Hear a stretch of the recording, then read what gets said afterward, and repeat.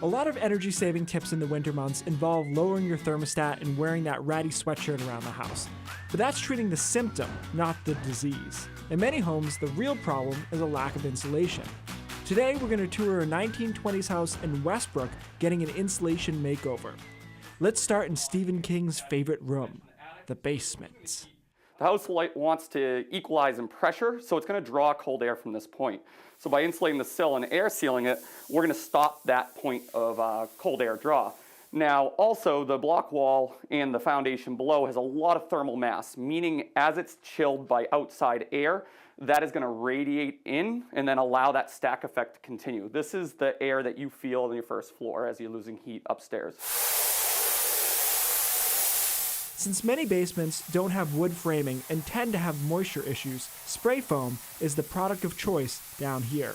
What we're going to do is we're going to apply 3-inch closed cell spray foam up at the sill, roll it down over the sill to the foundation wall, and we like to come 2 feet below grade, which is frost level. In this application, because the frost level is so close to the slab, we're going to insulate the entire wall. Admit it, this is oddly satisfying to watch.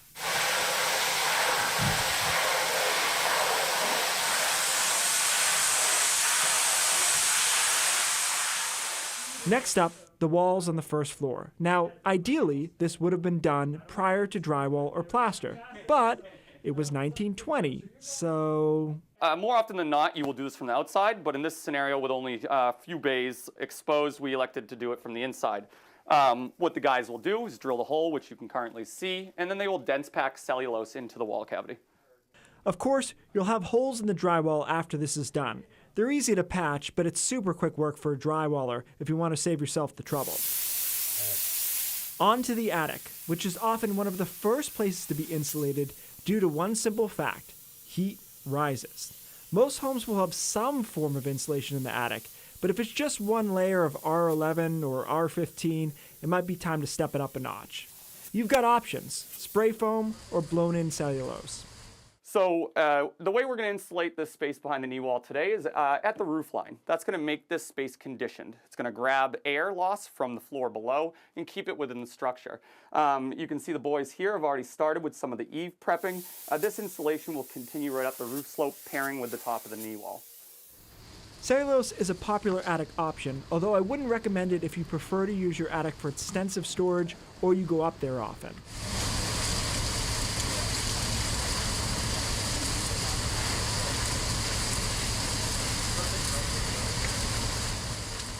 All right, let's get to the dad question. How much is all this gonna cost? For your average 1,500 square foot home, here are the rough numbers.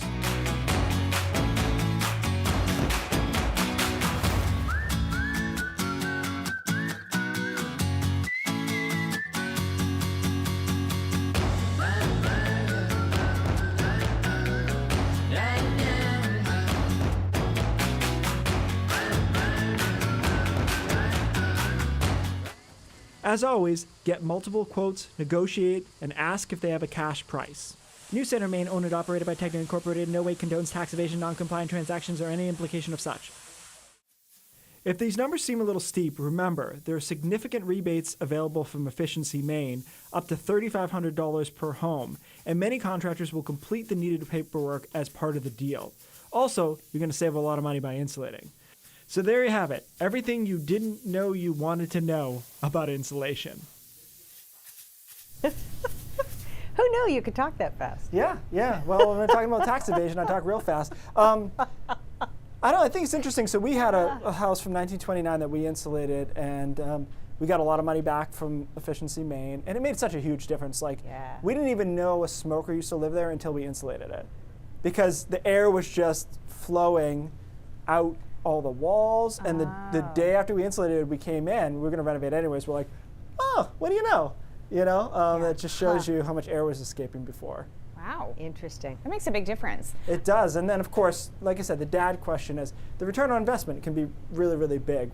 The previous owner at our place used to pay $450 a month in oil, and then we insulated, put in heat pumps, and we spent $200, maybe $250 in a cold month. So, wow. So it's just, you got to do the math on that. If you're going to live somewhere for a while, it tends to work out. Plus, watching that spray foam is pretty awesome. It really is. It's impressive. They know exactly how much to do, how fast it'll. As it expands. Anyone yeah. who's ever used a little can knows how out of hand that could get. You use a little can, you're like, That I is think this true. is good, and it comes back and it's just Yeah, and you get it everywhere. all over you, and it doesn't come off. And all right.